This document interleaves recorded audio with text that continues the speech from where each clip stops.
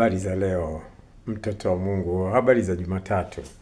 Bwana yu mwema sana na kusalimu katika jina la Yesu Kristo.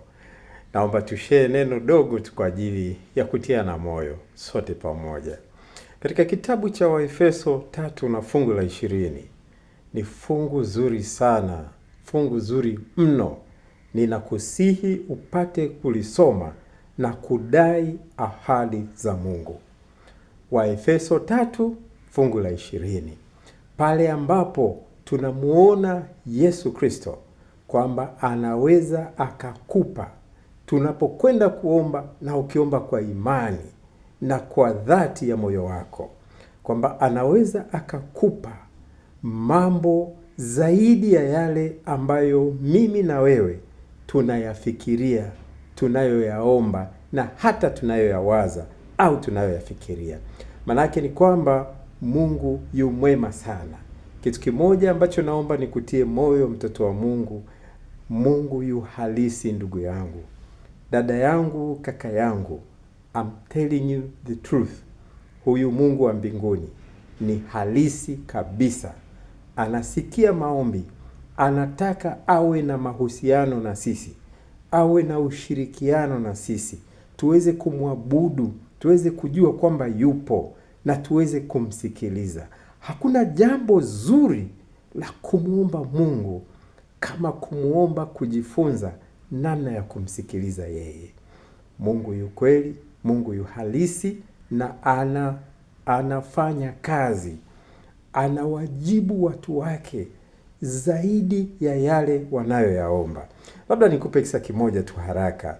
Nilipokuwa Jeshi la Kujenga Taifa pale Makutupora, Dodoma, niliomba kwamba ikimpendeza Mungu anipatie kipaji cha kuandika vitabu. Na nikaomba seriously nikiwa jeshini. Lakini baadaye nikasahau. Niliposahau, mwaka 2020 nikaandika kitabu changu cha kwanza.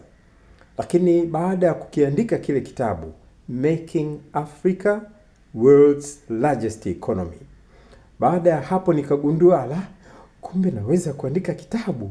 Basi 2023 nikasema nitaandika kitabu kinachomhusu Bwana wangu Yesu Kristo, kwa sababu nimegundua kwamba amenipa hicho kipaji. Nikaandika kitabu kinachosema Hidden Truth About Lord Jesus Christ. Kitabu hiki kilikuwa kinamshuhudia kwamba yule Yesu Kristo aliyekuja hapa duniani alikuwa ndiye Mungu mwenyewe. Baada ya kuandika hicho kitabu, nikaandika kitabu kingine cha falsafa ya 4R, falsafa ya Dr. Samia. Kwa hiyo na sasa hivi kuna vitabu vingine ambavyo naviandaa pia. Kwa hiyo baadaye nilipoandika kile kitabu cha pili, ndipo ambapo nikakumbuka, Roho wa Mungu akanikumbusha kwamba hii ni kwa sababu uliomba hiki kipaji. Kwa hiyo nikawa nimekumbuka mambo ambayo niliomba zamani sana nikiwa kijana mdogo. Baada ya form 6 nikaenda jeshini. Mungu yu mwaminifu, kwa lolote unalomuomba kwa kicho, Bwana anasikia. Mungu akubariki sana.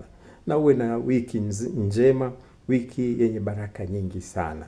Labda tuombe ombi fupi. Baba, na kuomba katika jina lako Yesu Kristo, umbariki huyu ndugu yangu ambaye anasikiliza clip hii.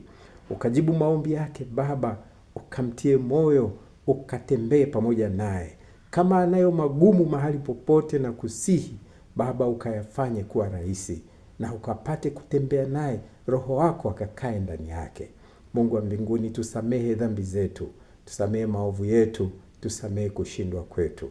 Tukuamini na kukutegemea wewe, tukutumainie wewe pekee, kwani tunaomba na kushukuru katika jina lako Yesu Kristo. Amen. Ukatembee na amani ya Bwana.